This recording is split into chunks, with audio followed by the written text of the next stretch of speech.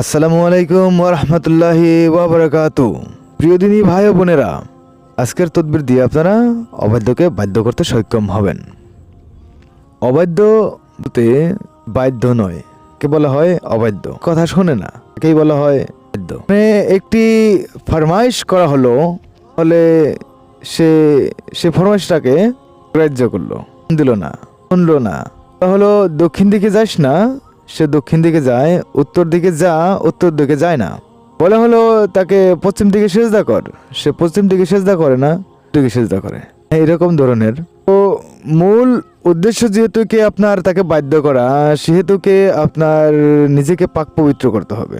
তোকে যাকে দিয়ে বাধ্য করব সে হলেন আল্লাহ। আল্লাহকে দিয়ে বাধ্য করতে হবে। করানো হয় শুধুমাত্র আল্লাহকে দিয়ে, আবার সবাইকে দিয়ে বাধ্য করানো যায় না।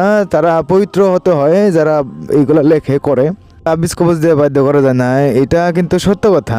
যদিও এইগুলার আশ্রয় আমরা নেই, এইগুলো নিতে হবে, কারণ এইগুলো অবশ্যই আল্লাহ সুবহানাহু ওয়া তাআলা কোরআন শরীফে বলছে যে ওয়ানুনাজ্জিলু মিনাল কুরআনি মা হুয়া শিফাউ ওয়া রাহমাতুল লিল মুমিনিন। তো আমরা মুমিন, আল্লাহ আমাদেরকে মুমিন হিসেবেই পয়দা করেছেন।